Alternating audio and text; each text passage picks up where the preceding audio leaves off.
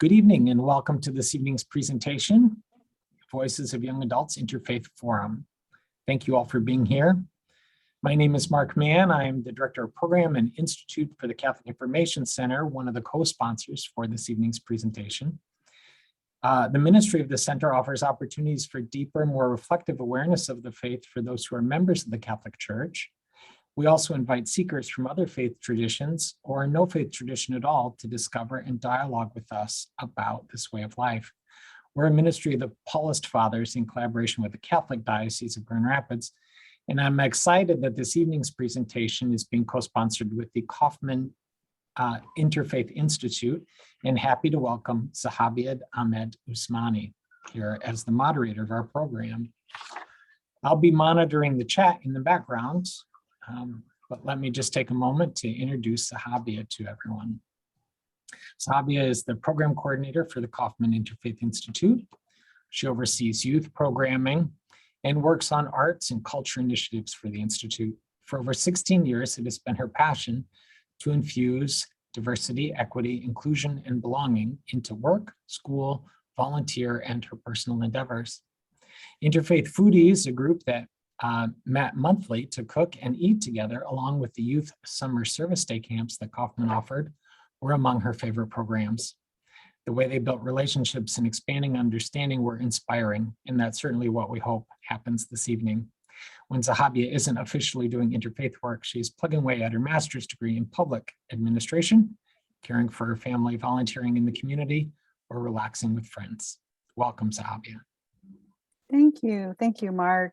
I am excited to be here with you all. We do have one panelist who, as young adults will understand, they live busy lives, and he is just wrapping up work and hopping on as soon as he can. So just so you know, there's one more panelist coming. As Mark said, my name is Sahabia Ahmed Usmani, and I am actually now program manager at the Kaufman Interfaith Institute. And on behalf of Kaufman and the Catholic Information Center, I welcome you all tonight to tonight's program. As we begin our time together, we pause to acknowledge the land on which we gather. We recognize the people of the Three Fires, the Ojibwe, the Odawa, the Potawatomi peoples on whose land we gather. The Three Fires people are indigenous to this land, which means that this is their ancestral territory. Every university, congregation, institution, business, and monument here in West Michigan is built on stolen native land. We are guests on their land, and one way to practice right relations is to develop genuine ways to acknowledge the histories and the traditions of the people who originated here first, who are still here, and who tend to the land always. As we make this land acknowledgement, we know it is but an important first step, and that there are many more that we need to take when we decide to engage in the important work of social justice and equity. Since we are an institution committed to fostering understanding and dialogue, I'd like to offer a couple of housekeeping reminders. We'd encourage you to make sure that your name on screen is correct to how you would like to be addressed. You can change it by clicking on the three dots at the top right of your window and selecting rename. To minimize noise and distraction, I ask that you mute your microphones when you are not speaking. Please feel welcome to use the chat feature as a way to comment, ask questions, or share resources or links. We'll be sure to monitor that throughout the discussion. And in the spirit of building relationships and being present in this space, I ask that if it's possible for you to turn on your camera, to turn it on. If not, that's okay.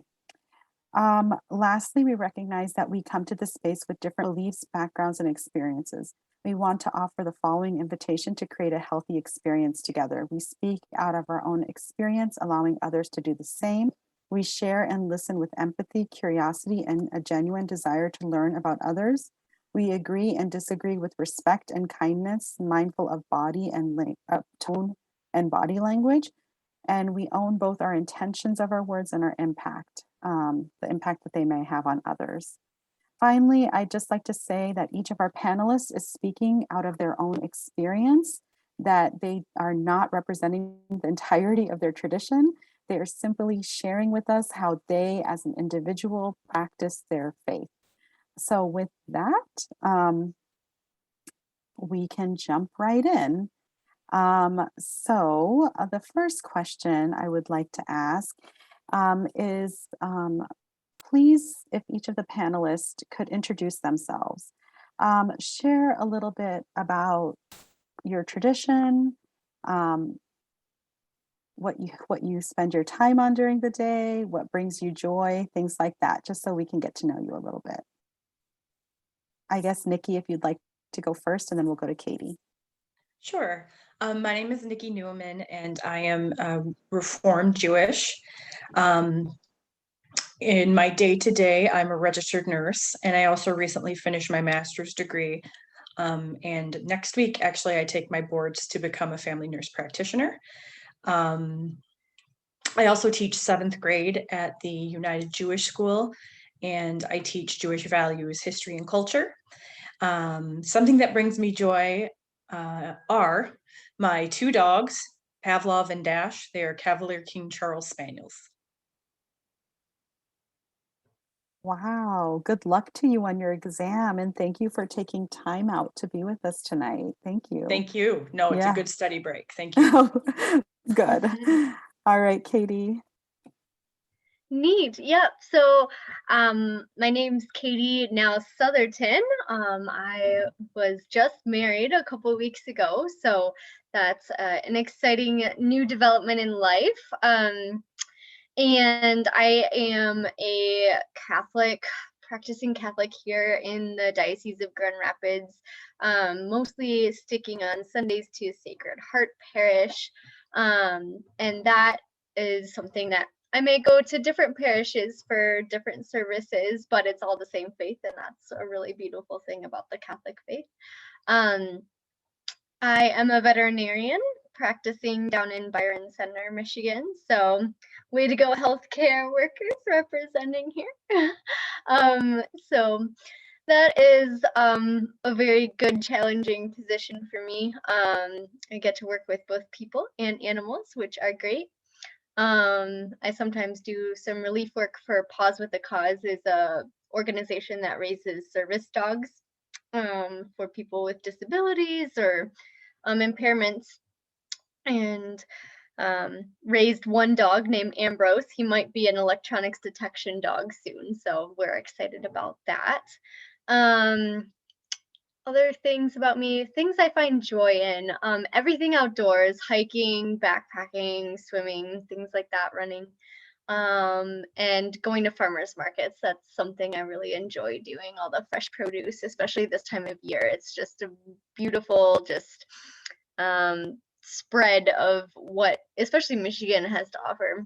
There's quite a variety here of heritage varieties and things like that. So Oh, thank you, Katie. Congratulations on your wedding. That's so exciting. Yeah, I'm sure this is an exciting time in your life for sure. Well, thank you both. I just got a message from Abdul Salam. He is joining us. He's just looking for the link again, I guess. So I'll just jump into the next question. Please tell us a little bit about your faith journey. How did you come to practice your religion? Were you born into it, or did you convert?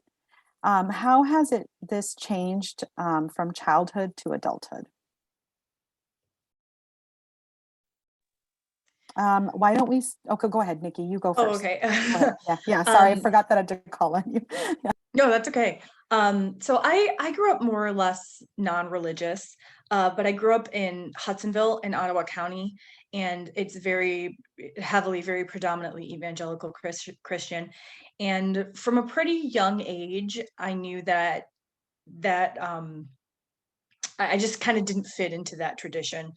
And as I aged and just kind of started to understand myself more and get to know myself a little bit more, I realized that while I didn't belong in that tradition, it was only one tradition. So I had a lot of, when I got to college at U of M, I had a lot of great conversations with different people.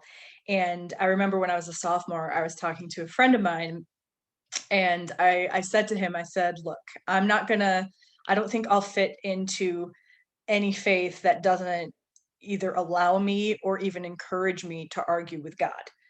And my friend just stopped and said, dude, I think you're Jewish. And I'm like, oh. So I looked into it and I was. He was right. So so I started learning and I completed my conversion. I don't like to call it my conversion. I like to call it my initiation, because in my mind, I was born this way. I was born Jewish. I just didn't know it.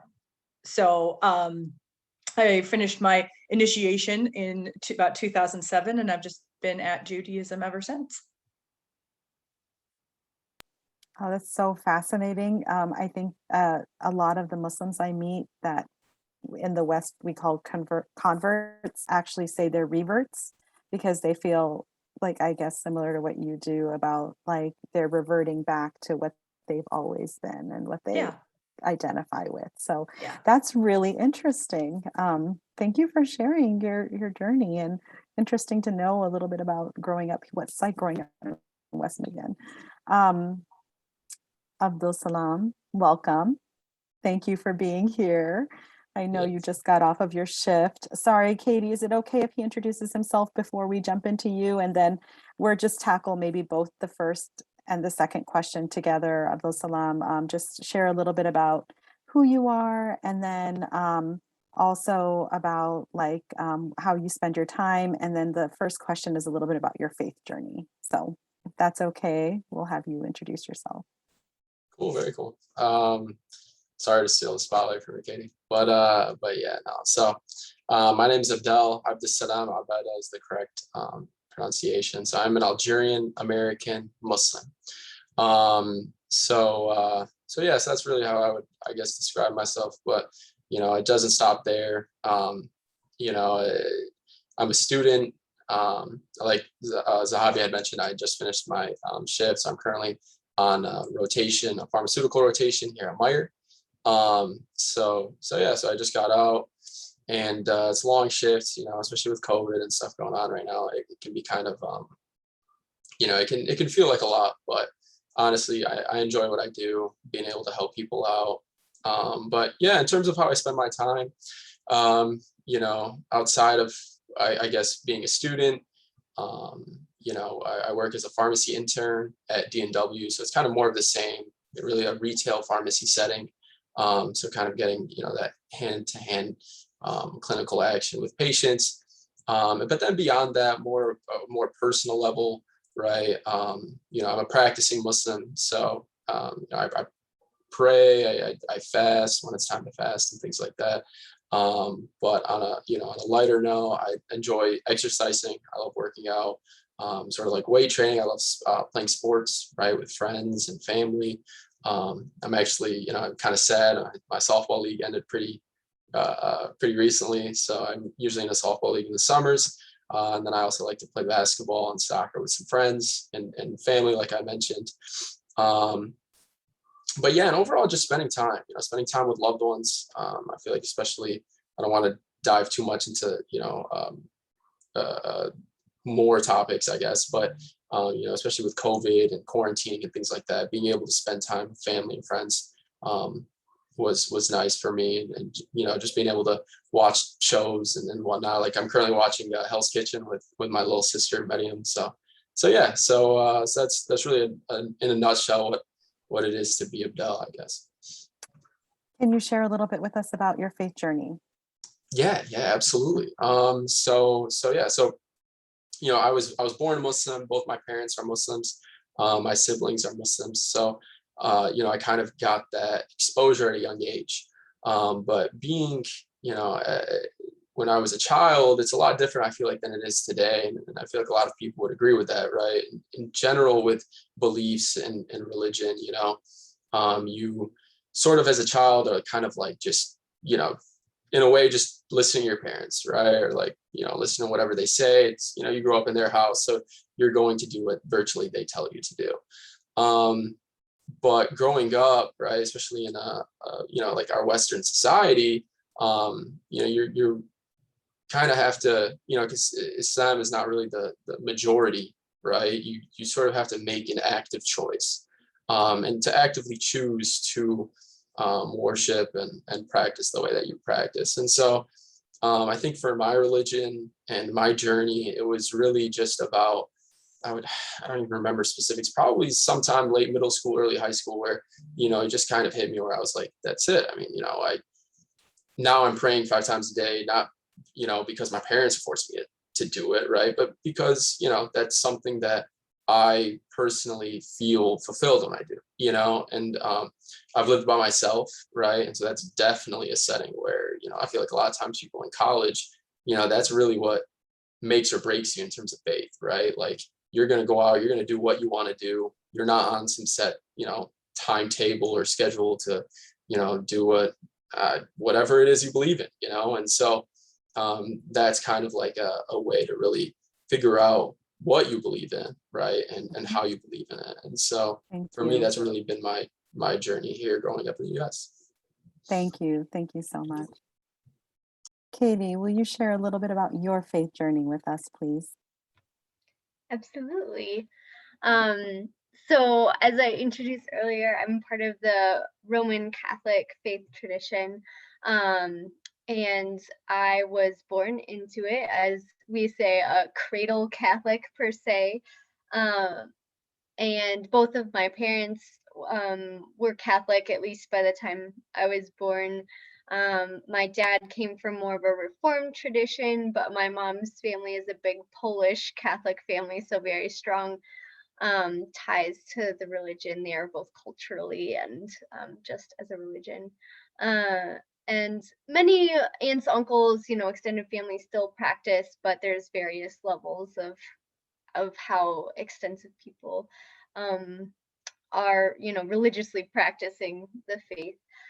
But again, I would echo what Adel said, is that you really grow into the faith. It's, something that it develops over time, and it has to be kind of claimed as your own. And I think that definitely happened with me. High school youth group was a really formative time for me to really dive into and learn exactly what the faith meant. And then as a part of that, learning or choosing to accept that and then choosing to practice it, going away to college and having it be, claiming it as your own. I remember Holy Week, so leading up to Easter in college, really it was really a choice of how much you wanted to participate in it. There's, services that are optional, or, many devotions that are kind of optional, but they're beautiful. And just getting to explore those, maybe even as separate than what my family had set, or explored before, that was a beautiful thing to be able to dive into.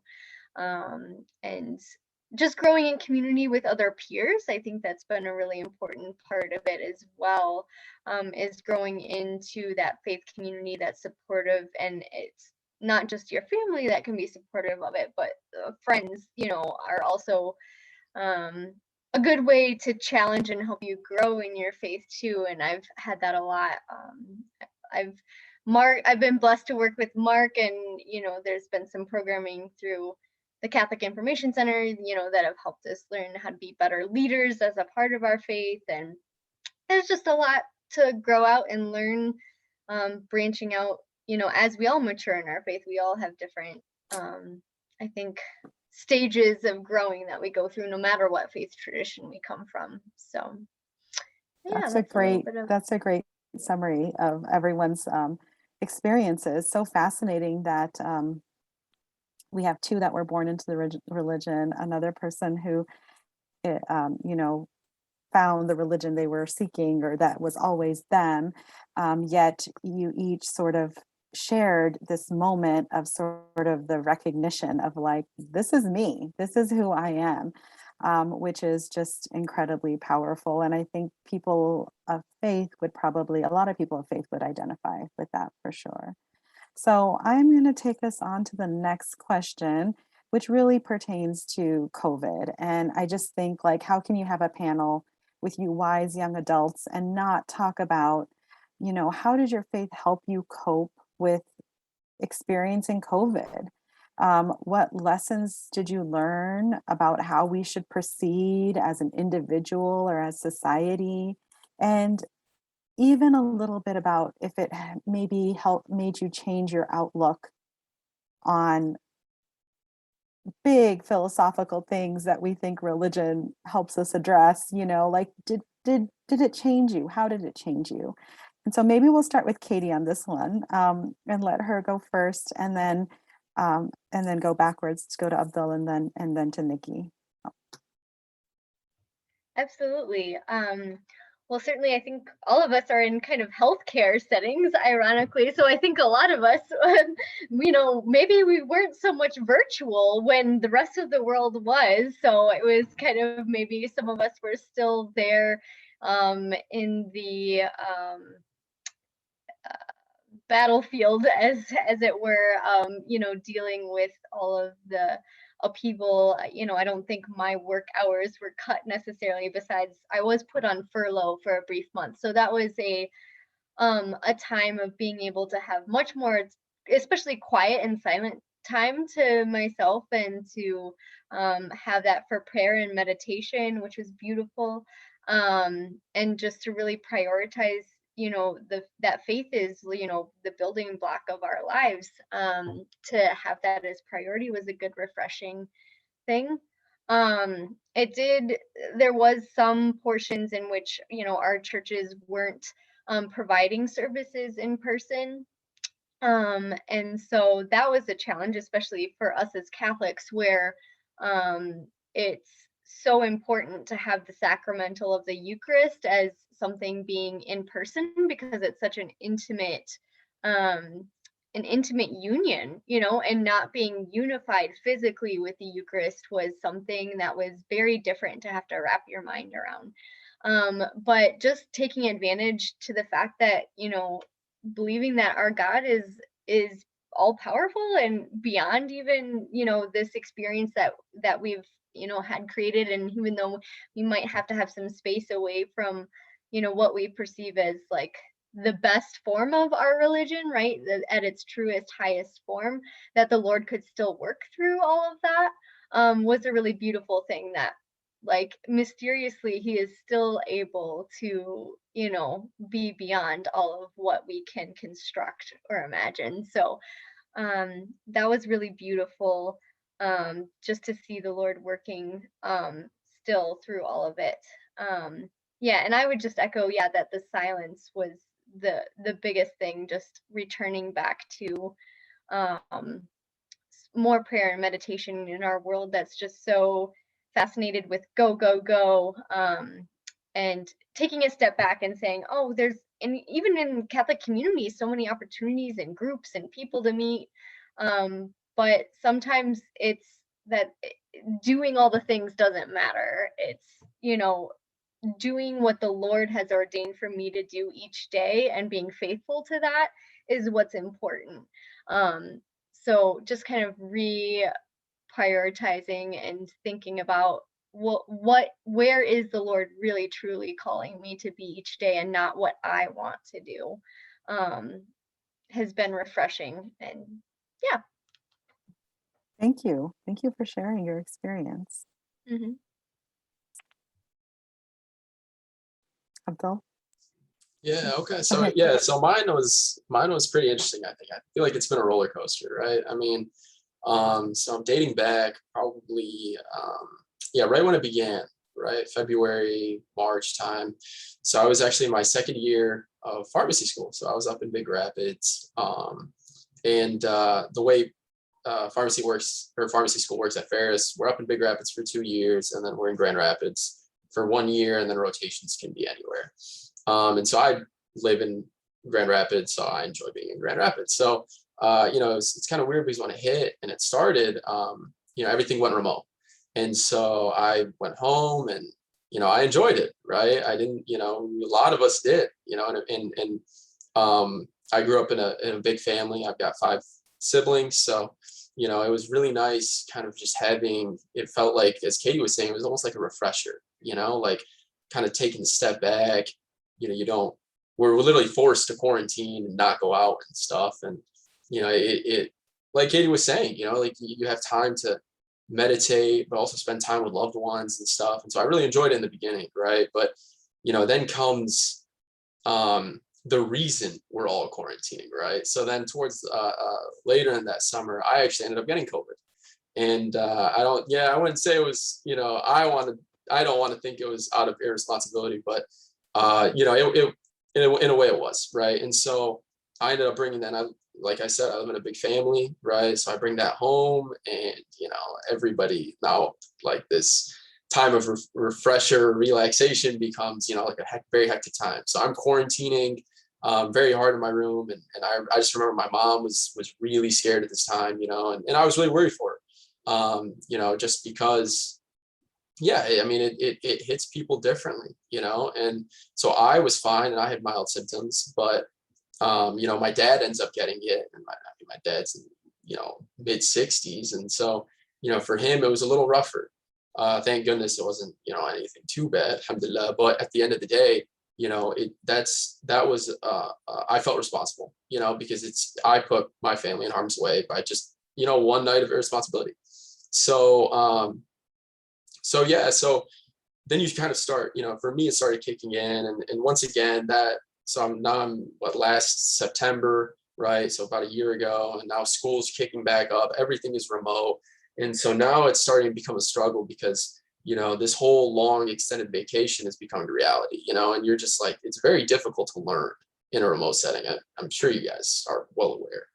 And, especially I'm in my third year of pharmacy school at this point. It's a 4-year program. The fourth year is all practice. So, really the third year is when everything's supposed to mesh and come together.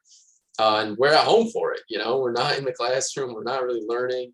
And so it starts becoming a struggle, and so thank goodness third year ends up going by. So this is kind of like a student's perspective. And then just, this past summer, I started my fourth year. Fourth year is all rotations.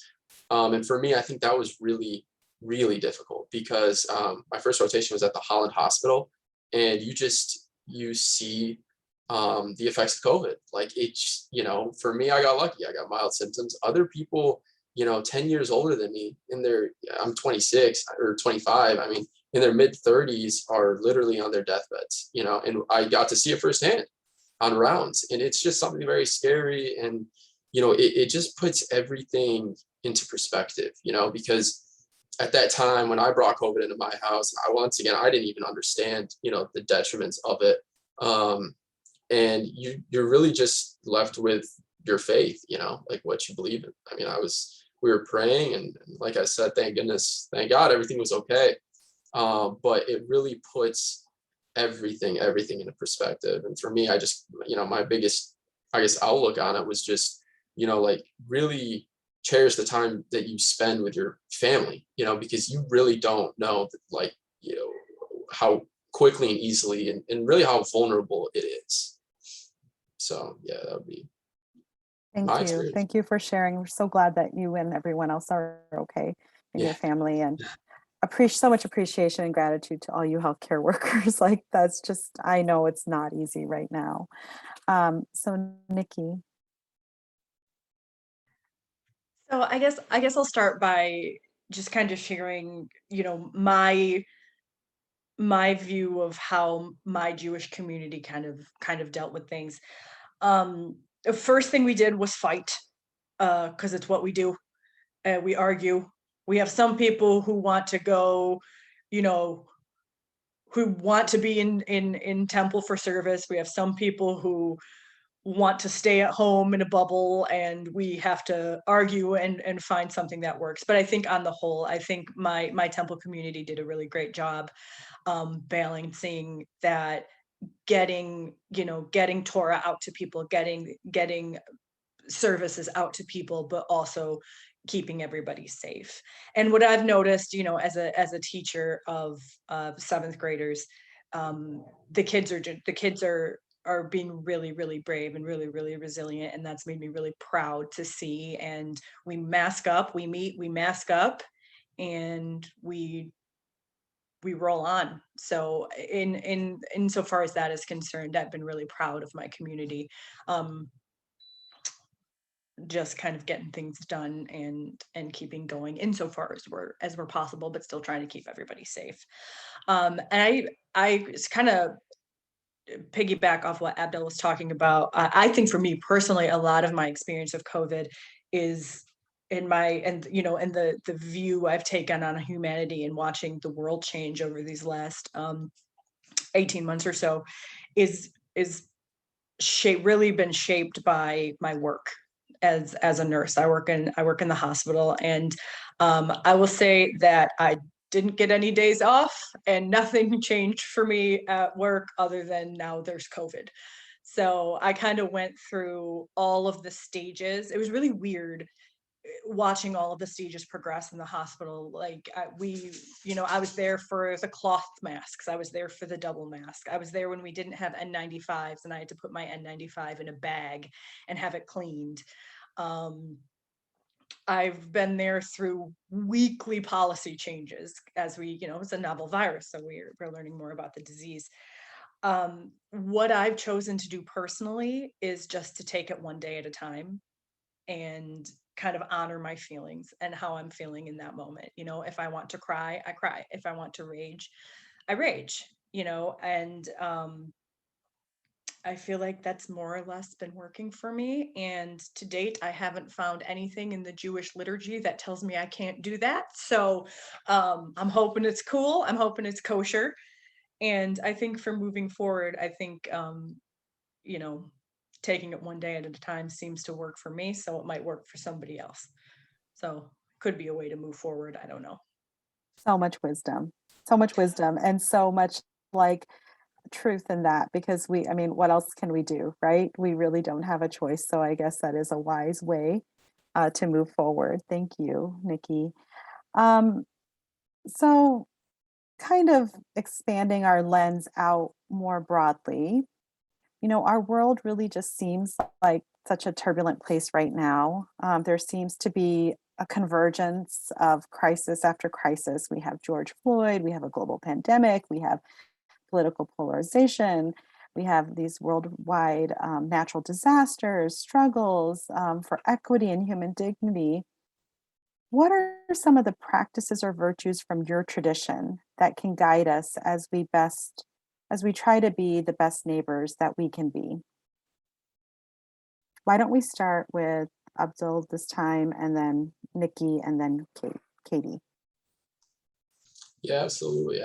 So yeah, like you said, it is definitely a very sensitive and turbulent time, and I think, a big thing, honestly, that applies directly to me as well as I feel like society, is just to, be humble, right? And that's something that definitely Islam literally preaches out of, more than anything. It's just to be humble as a human being, and to expand on that, it's just because like, you aren't, facing some kind of adversity. We could use COVID we could honestly use anything as an example, right? COVID for one, right? Just because, you're not the one with a family member who is dying, right? As I'm sure both Nikki and Katie have seen firsthand, doesn't mean it's not something that exists, like you've got to be humble. You should be thankful, grateful that it's not happening to you. And at the same time, take precautions and just try to be empathetic, and really try to understand where people are coming from, and another thing is really just to try to be open-minded, try to be accepting, right? Like we shouldn't reject people's thoughts or feelings or any of that kind of stuff, even if we disagree. I think disagreement is a beautiful thing. Like I wouldn't want anyone to be, think the same way that I think, and so on and so forth. I mean, this is how creative, innovative ideas happen, is through disagreements. But there's just, we should always try to keep our minds open, and really try to create some kind of understanding, because then at that point where we find, peace and share and understanding, we could use it with, like I said, COVID, you could use it with the George Floyd incident, like I feel like every party has to do their justice and responsibility in trying to create a voice and then also listen to other voices, and only then, like I said, can there be a mutual understanding, and we can move on forward. So we just actually had somebody come in, I want to say, just last week. It was a lady who was just very irate, right? And a lot of people tend to be at a pharmacy, but she needed her medications and things were, she felt she waited a long time in line. It was pretty busy, but we needed to, as a staff, stay patient with it. And because we don't know what she's going through, and it just so happens earlier this week, she comes in and she came in literally finding the technicians that she was speaking to very rudely. And she gave a sincere apology. And she was just like, look, I mean, I wasn't taking, she's on some medications, like medications for mood and mental health. And her medications hadn't been filled on time, so she wasn't on them. And so, like I said, once she was taking it, she was a whole lot better and very kind and respectful, so it's very important for us to stay patient, humble and open-minded. So that would really be my best. Thank you. Nikki. First of all, I just want to say amen to everything Adel said. As a nurse, I can relate to that. And I'm also married to a pharmacist who can relate to that as well. So 100%, totally agree, totally on board with that. When it comes to kind of the Jewish perspective of the state of the world and the way things are going, and this is a time of great upheaval, it's a time of great challenge for just about everybody. I would be kind of surprised to find somebody who isn't having a problem right now, unless you're like Elon Musk or Jeff Bezos or something like that. Maybe then not. But from the Jewish perspective, Jews are encouraged or commanded to engage in what we call tikkun olam. Tikkun olam is basically the concept of healing the world. And I would just say you can't heal a world that's not broken, and ours is devastatingly, heartbreakingly broken. So plenty of work to do. Yay. Yeah, I don't know. And just to take a moment to speak specifically about kind of like online life and social media life. When I think of kind of the hate that we throw at each other when we're behind the security of a computer screen and behind the security of a keyboard, it reminds me of this other notion called Lashon Hara, which is the evil tongue or the wicked tongue. And it's about mastering your need for drama or and conducting yourself honorably without trolling or without gossip or anything like that. And it's so easy. And I think these platforms know that, but it's so easy to get sucked into the drama, to get sucked into the FOMO or fear of missing out. Like this person on Insta has something that I want. They have a body that I want. They have this, that, and the other. I think just trying to conduct yourself with honor and avoid getting into that rage spiral that I feel like I'm seeing a lot of these days, I think is important. Absolutely. And that's why I appreciate this panel so much, because we're actually sitting in front of each other face to face on Zoom, as in front of each other as we can be on Zoom. And we're communicating, we're sharing, we're talking, and behind a screen, it's totally different when you're on social media, it's totally different. And it's just important to foster connection as much as possible. Thank you for sharing those tips and ideas from your tradition that we can all glean learning from. Thank you, Katie. Yeah, definitely. So I definitely echo everything that Nikki and Adel said. And I agree that I think the challenges of this world in this time are definitely uniquely challenging for this time, right? That they are the specific combination of the challenges and the tumult of it all is all combined in a new and unique way for us as a civilization, that we're in a specific place to deal with these specific problems is kind of a unique combination of things. But I think the solace that Catholicism in a way gives me, and I think a lot of other religions can kind of give this, is that there's a history of tradition there, that the world's problems are not new problems. Like our religion has weathered this storm before. Like the notion that like our God will not abandon us, like that he is more powerful than whatever is going on in our lives or in the world right now, and really trusting in that and not being led to despair, to that the world or the problems of this world are big enough to overtake whatever, wherever God is leading us, right? To really reside in that trust that even though things are very bad right now or very challenging, that somehow there is a light at the end of this tunnel, or that there is good to come from this, I think is a really beautiful thing. And so I feel like a lot of people maybe that don't have that basis of a God or a deity or some greater good that is coming of all of these things, right? It's easy to despair and say, well, everything is awful and it can't get better and people are awful, and pointing fingers. And I think the news wants to take advantage of all of the hype and kind of sensationalize everything and politicize everything. And people get misunderstood in the crossfire, right? I think especially even the Catholic religion, right? There's been a lot of politics surrounding that, and I think a lot of Catholics are misunderstood. Every religion is misunderstood, right, in the media.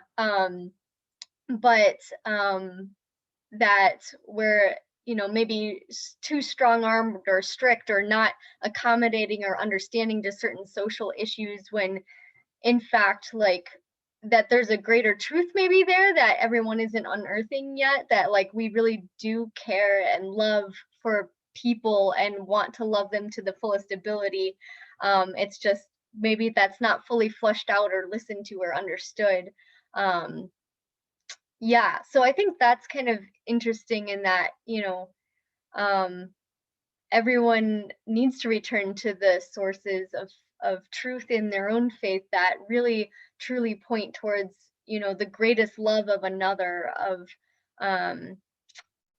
putting others' needs before your own, and just respecting the tenets of each one's faith, that most faiths will lead us to a truth of a very meaningful place that has good ethics and good morals. And I think us all working together can find that. And I really like that we have, this space to all share that. And, we don't have the time to get into the details of each other's religions, but I think a lot of religions all get at the same morals that our world needs right now as a remedy. So I guess that's kind of a couple 2 cents about that. Yeah. It's like so fascinating to me because, everything you all said, I completely agree with. And then you'll have people make exactly the opposite argument using exactly the same words that you've used, especially like Katie talking about like care for the other. And it could be like, I don't mask because I care for the other. I do mask because I do care for the other. And so it just is like this really convoluted time. It's like truth is so subjective, and love for the other even feels like so subjective. So I think like all of those pieces it just is so complex. And I think you all like give me hope that hopefully in the future things will be better. We can maybe move forward out of this a little bit. That concludes our predetermined sort of questions that we came up with. And Mark is going to actually ask you all a few questions that he has after hearing you all speak and share. So, so I'll turn it over to him. Thanks, Sahabia. And we certainly welcome questions from Patty, who's also on the call with us. But a couple of questions I had, actually a few. Adel, I was taken with your point, the distinction you made between agreement and understanding.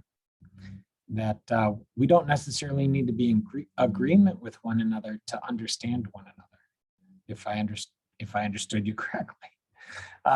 And that shared understanding is a path to peace.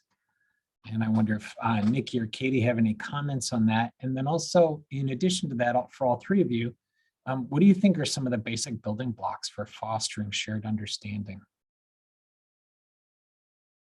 So the difference between understanding and agreement, if Nikki or Katie want to come in on that and then open it up, what are some of the basic building blocks for fostering the shared understanding? I can speak a little bit to that, I think. I'm reminded of a quote that says, when times are difficult, the weak or the foolish build walls and the wise build bridges. And that's not Jewish, that's actually Black Panther. But it applies. And I think that's universal to almost any crisis. I think it's going to be building connections and working to understand each other is going to be something that, you know, helps keep COVID at bay. I think it's something that's going to be effective for climate change, for social justice, for racial equality, for religious equality. And, you know, I don't think the importance of that can possibly be overstated. When it comes to the difference between understanding and agreement, I do feel like being a healthcare worker, I don't know if Katie and Adel can speak to this too. I get a lot of practice at understanding but not agreeing, because I, you know, like as someone who's about to be a nurse practitioner, I can give somebody my opinion about what they should do for the best possible health outcome for themselves, and they can be actively smoking and being like, I hear you, but nah. And okay, they understood what I said and they did not agree, and that is their right, and that is okay. I think some of the building blocks toward understanding is just getting people together. If you can get them on the same Zoom, if you can get them in the same room, you know, it reminds me of that, you know, that notion, and I don't know who this is attributed to, but, you know, people who are very well traveled, they tend to be more accepting. And it's because when I, you know, when I was in Colombia recently, and you eat, we talk to people, you eat with people, you ask people about their lives, you speak bad Spanish in my case, and you see what happens. And you can't hate you can't hate anybody because everybody's just great. It really, you know, just spending time with people and talking to them and learning about their lives, that's what restores my faith in humanity. And it doesn't matter if you're a Catholic or Muslim or anything else. If you're an atheist, it doesn't matter, because everybody has something to say and everybody has something to contribute. It's my 2 cents on that. Yeah, that was beautiful. I don't know if I could say it any better. Yeah, definitely. With understanding, certainly sometimes even just understanding, getting at the same level as someone is sometimes hard, especially when you have preconceived notions at play of how things should be. And yeah, sometimes just getting people to the level of understanding their pet's medical condition so that they can be the best advocate for their pet. Sometimes you may not reach a full level of understanding each other. Like, I may not fully understand what it is to be Muslim because I did not grow up in that culture, right? It's not just the tenets of their religion, it's also nuances of culture, you know, nuances of Cushing's disease in a dog, all of the possibilities that are, you know, with that. But at least coming to a basic understanding where there's a common understanding that there's, you know, the majority of it can be understood. You know, what are the main things about Cushing's disease that a person needs to know for their dog so that they can, in order, you know, to take care of it the best that they can. Or if I need to understand the Muslim religion, what are the tenets and the important notable cultural things that I need to know in order to be respectful towards that religion? You know, like what are, it doesn't have to be a full understanding, because we will not fully understand each other until we reach heaven, right? And so to demand perfection of each other is a little bit too much of an expectation, but we can certainly try. It doesn't mean we shouldn't, right? but to each their own, right? For what is required, like we should all obtain for strive for the best that we can. And the building blocks of that, yeah, is an openness and a willingness to listen. I think that's the biggest thing, and certainly a struggle to be quiet enough to truly listen.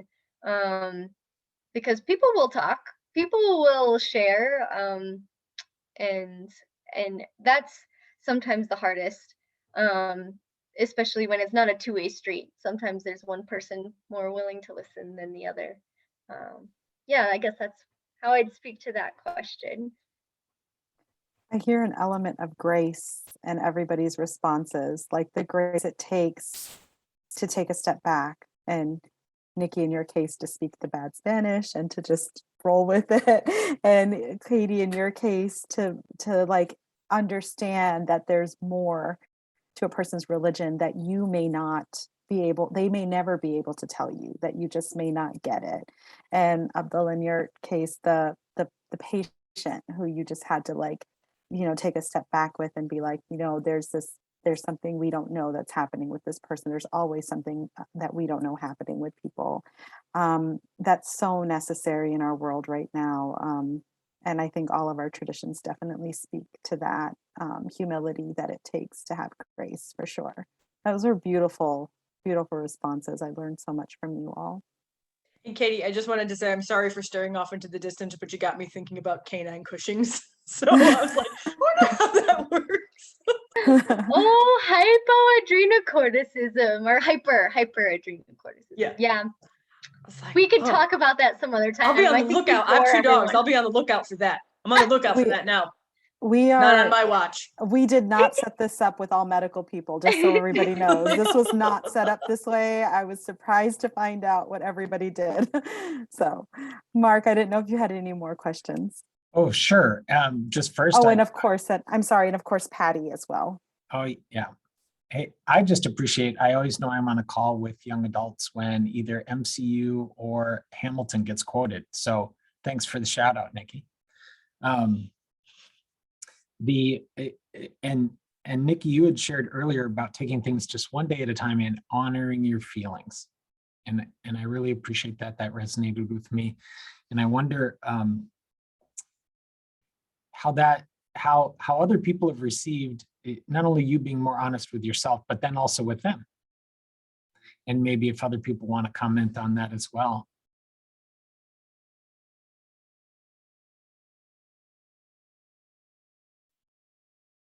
Okay, I find that I find when I talk to people about it, or when I, if I'm talking to somebody and they say that they have all these feelings pent up about it, and they feel like, especially if you've got kind of different takes on the COVID situations within a family. I've talked to some of my colleagues, for example, who are in that kind of situation.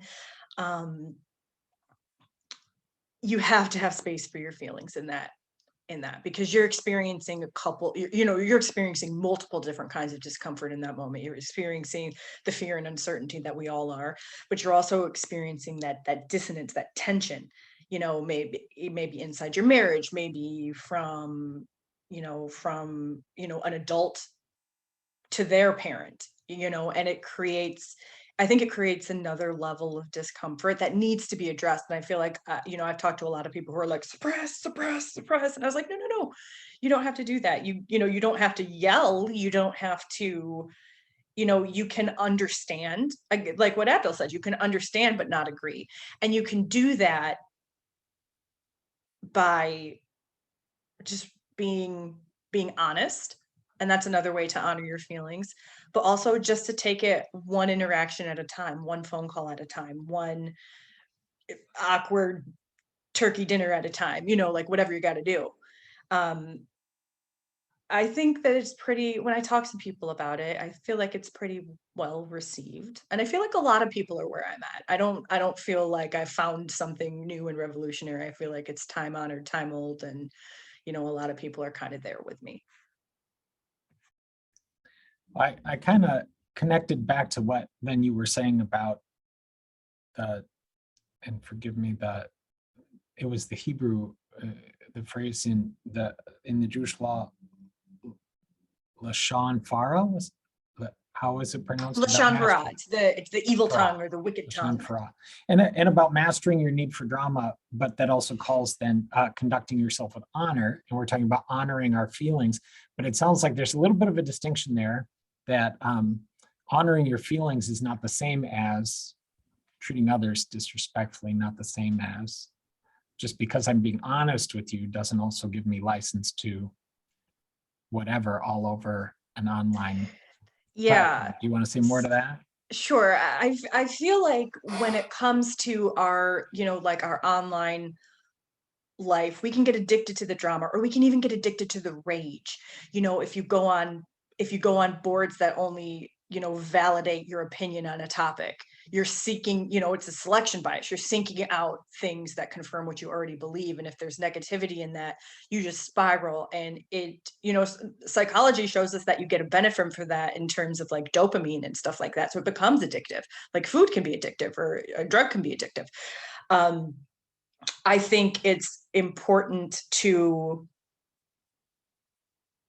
remember that when you're talking to somebody else, you're talking to a real person. And I feel like there is a lot of people nowadays that congratulate themselves on being brutally honest. They're like, I just tell it how it is. I'm brutally honest.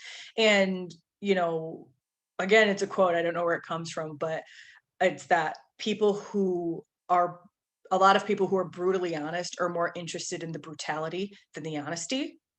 Because if there's a way that you can communicate your feelings and you can get your point across without trying to tear another person down, which is just to feed your own sense of self-importance. And that includes that. So that's, to me, conceptually is something that connects the other person to myself with that concept of honor. If I'm seeking to tear somebody else down to make myself feel better, that's not sustainable. It's not honorable. And it puts that lashon hara, it puts that wicked tongue, that wicked energy out into the world. That's what I'd say. Actually, I really like what Nikki said right there. Because like for me, actually, I just finished my shift, right? And I think I gave maybe like 70, 80 vaccines today, right? And so a lot of them are COVID shots, right? COVID, flu. And a lot of people feel forced now because their employers are requiring them to get shots, right? And, it's crazy because I even see a lot of people in my class, coworkers, stuff like that. They're just like, ugh, like these people are so stupid, you know what I mean? Because they're so against the vaccine and blah, blah, blah. I'm thinking to myself, I'm like, man, like, you telling off someone, it's not going to accomplish anything. You know what I mean? Like if you're just blatantly rude to someone who truly doesn't just know, you know what I mean? Like they just don't know. And obviously they're afraid of getting something injected in them, and they feel forced that they're getting something injected in them. And adults don't like being forced to do anything, So it's so important to just, and for me, I always look at it like to simplify everything. I just like thinking of it as humbling myself, and I can always draw back and be like, all right, well, when I talk to people who are uncomfortable about receiving the vaccine, I'm just like, well, like I totally understand that, because whenever I take my car to the mechanic, right, like I don't know anything about cars. I'm relying my life on this guy right here,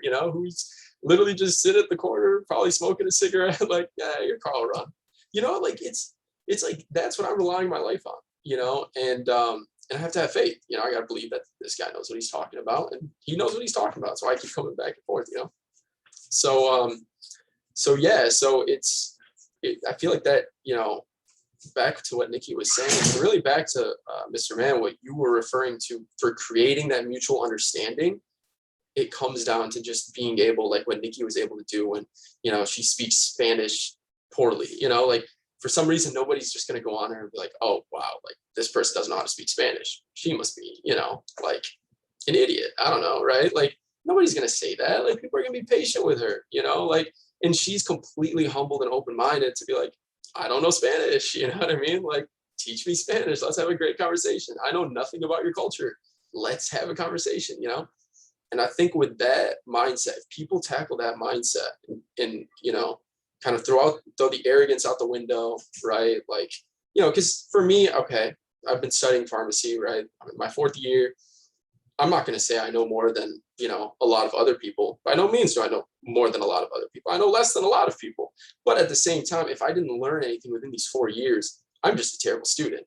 So when it comes to the pharmaceutical industry, I should know generally what I'm talking about, you know, and I feel like the general public should rely on that. And so, like I said, you know, healthcare is always just a touchy topic. I think everything politicized is a touchy topic, you know, and I feel like I'm kind of veering off here, but I feel like just in general, especially when it comes to social media, it's crazy. I think actually Aaron Rodgers, the football player, was talking about this on like one of his friends' podcasts or something like that. But he was just like, we're in a society now where the most outlandish remarks get the most hits, and because they get the most hits, they get the most views, right? People begin to formulate and kind of, you know, herd to that opinion, even if it's completely false, you know?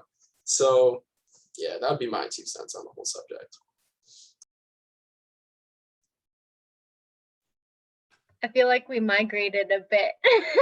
Mark, could you remind us of your original question? Because I'd like to speak to it. Yeah, sure. So Nikki had been talking about being honest, not only with herself, but with others, especially when it comes to feelings. But we were creating the distinction about being honest is not the same as then having license to just put others down, or just this is how I feel and this is what I think. So sorting out that tension on how to live honorably and honoring yourself. Yeah. Well, I think certainly something that, you know, our culture has been this, I talked a little bit about this earlier, just a go, go, go culture, and that a lot of people just tend to live their lives and just live it, and what happens will happen, you know, kind of more of a flippant thing, and people hadn't maybe paid attention to themselves and to what they're truly feeling. And I think through COVID, there's been a bit of an awareness more of mental health and people seeking, you know, therapy and things like that. I think that's a really healthy thing, for people to be a little bit more self-aware about their feelings and how that impacts the rest of their life, how they respond to other people. That's just a really grace-filled area that people are able to work through emotions and things like that personally. In terms of like the faith, I know the Catholic faith has a tradition of this examination of conscience, as you would say. It's, you know, a lot part of some of our services, and it's practiced by many kind of as an end of the day, you know, as you're going to bed, you know, reviewing your day, like what did I do well, what did I not do well, how did I react in certain situations, what were my feelings throughout the day. And it's a really good gauge of, you know, well, how did I react to things, you know, what were the ways that I responded to some things, how did some things make me feel, and contemplating those types of things help us to pinpoint patterns, but also to become better people, and to maybe realize some ways that we're being a little irrational or over the top with some people, and realizing that helps us become more sensitive and respond better. So I think that's kind of a little bit of a pearl of wisdom that many faiths maybe have different ways of doing that. I don't know if you two have felt like that there's a different way that you obtain that way of improving, like peaceful realization of self and constant improvement. But that's like a personal responsibility. And I, you know, thought like that everyone has their own personal responsibility for that self-awareness, and we grow into that as we mature, right? But yeah, I'd be curious to know if you guys have anything in your faith traditions that kind of gets at that.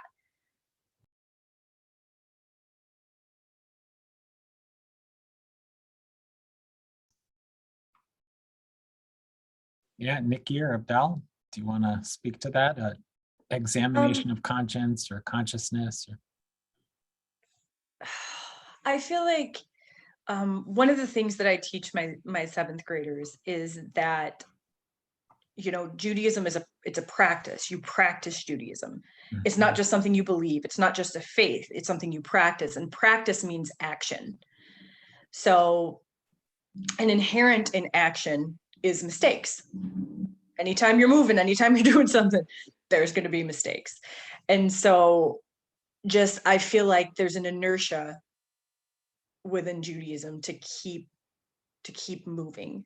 And we just observed our Day of Atonement, Yom Kippur, last week.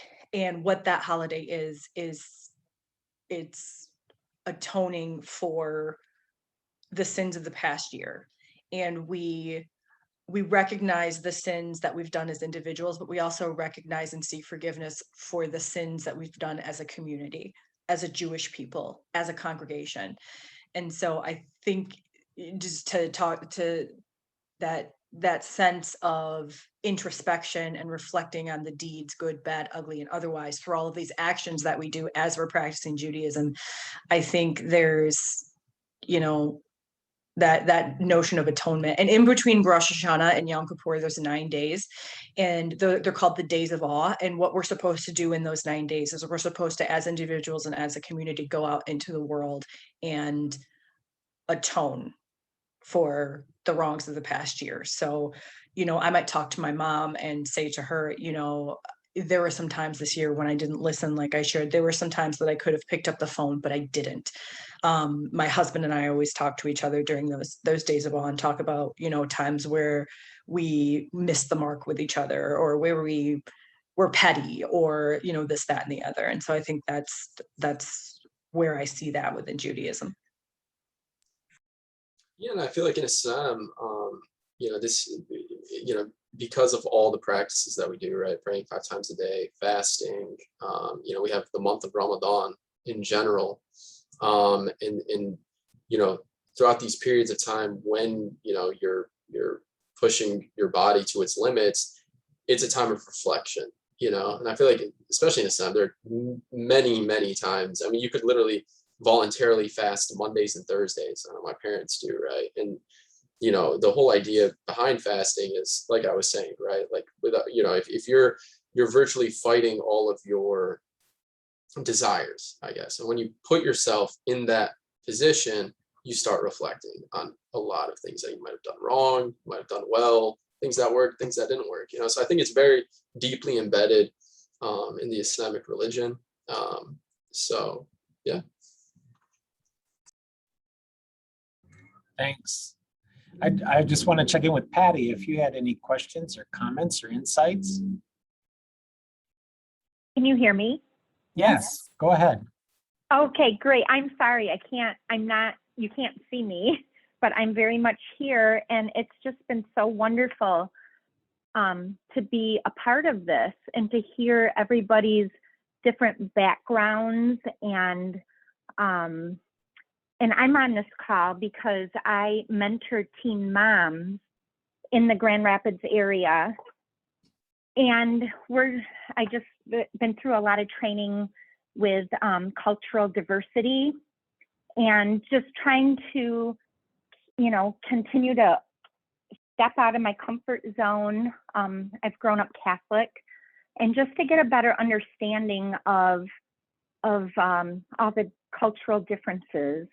And I just keep thinking about this call tonight, and I keep hearing everybody, when you speak, there's just such a common denominator, and I think one of it is just the respect of our differences, and a lot of humility, and such great listening to each other, and our openness and humility. And I just really appreciate that. And I think it's really important that we all continue to do that, and hopefully can share that with others, and to stay open-minded through these challenging times, and to continue to step out of our comfort zones, to share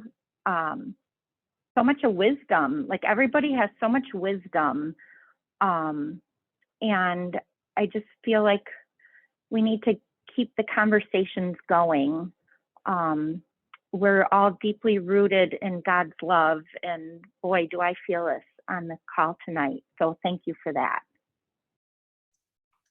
Well, Patty, Thank thank you. Thanks for your Thank comments. you Thanks so for much being for part of this. Thank you so much for sharing. Thank you for mentoring teen moms and for attending so that you could learn more and learn from people who are practitioners of this tradition, the different traditions. So thank you so much. Mark, do you have any further questions for our panelists? Well, I have one more question that I think Okay. would be a good wrap-up question All for our right. conversation Awesome. tonight. Not that I don't want to do this again. Mhm. Definitely. This has For been sure. rich conversation. Katie, in some of your remarks about the virtues that can be practiced, you talked about trust in whatever someone might name as their higher power, the greater good was another phrase you used. And you countered that with the idea of despair, about not despairing. And I think about the word hope as an opposite of despair, and wonder if the three of you could round out some concluding remarks of what's a daily way that you practice fostering hope for yourself and for others. I hope I didn't stump you all, but whoever would like to go first, and then you can invite someone else to go next.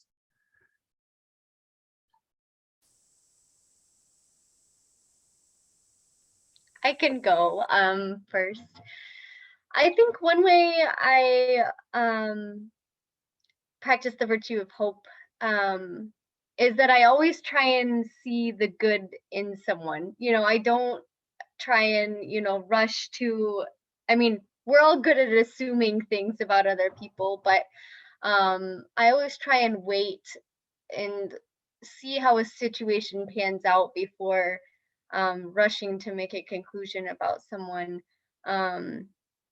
And that kind of leaves the door open for that relationship or for, interactions with that person, or it allows that to be something that could grow further, and to just in various situations not, maybe believe the end solution is the end, to keep things open-ended, that things could leave room for things to change or to grow or to become something that is different. I think that's one way that I try and strive for hope. Yeah, so for me, I would say that this ties along with my faith, but we have a saying where you should give your neighbor, I believe it's like 99 doubts, right?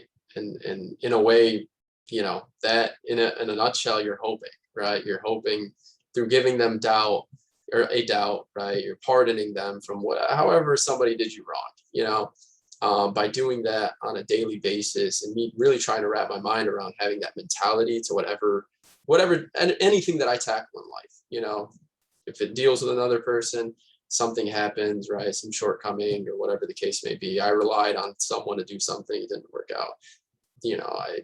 It would really require you to just kind of take a step back. And even what Katie was mentioning earlier,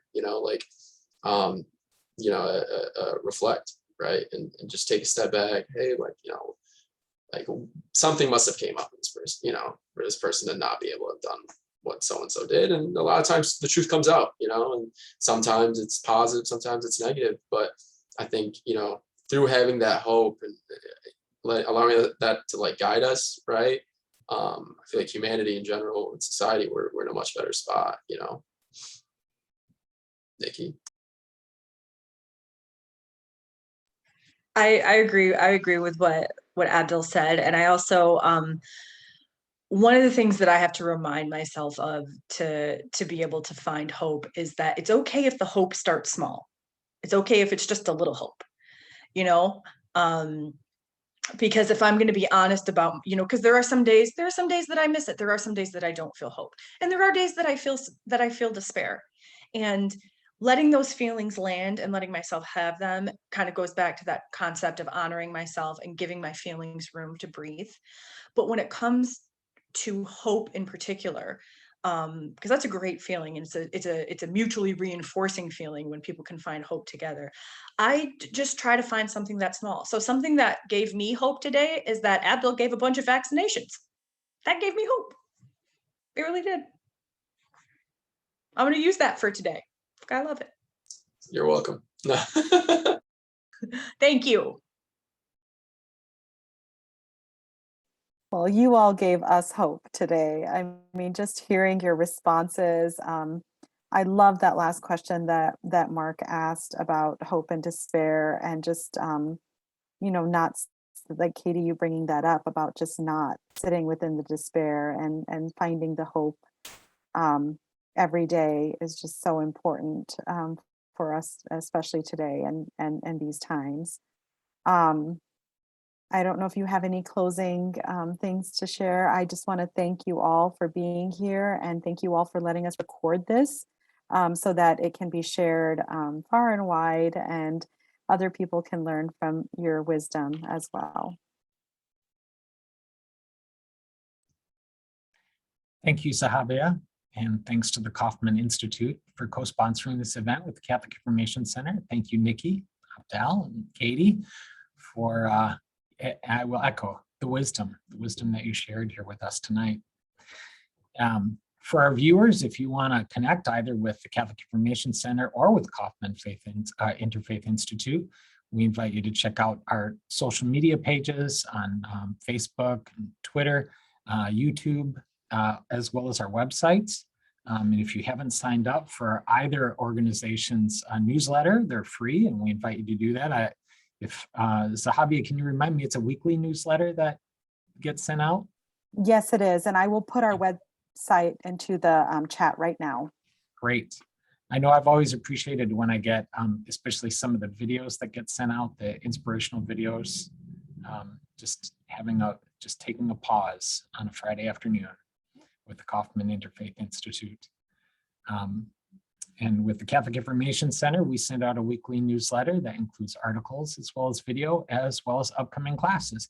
And some of those that we have coming up have to do with how we care for our common home, the planet Earth. We have a theologian's perspective as well as the scientist's perspective, two-part series on that in October and November. And later in October, we are very excited to be hosting Brother Mickey McGrath, who is an oblate of St. Francis de Sales and an artist, who will be reflecting on the life and message of Franciscan Sister Thea Bowman. And he will also have his art on display here at the Catholic Information Center. And that, again, is another way that you can connect with both Catholic Information Center and Kaufman Interfaith Institute, is come visit us. The Catholic Information Center is located down at the corner of Division and Wealthy in the Catholic Diocese building, and the Kaufman Interfaith Institute is on the campus of Grand Valley State University. And that's out in Allendale, Zahabia? No. We are actually located on in the Cook DeVos Center for Health Sciences, actually. It's very random. Yeah. Okay. Yeah. And where is that located again, along Fulton? On Michigan. Michigan. Okay. Mhm. Oh, Downtown. okay. Downtown. Yep. We're Yep, right downtown. got it. Mhm. All right. Well, thank you again all for being here.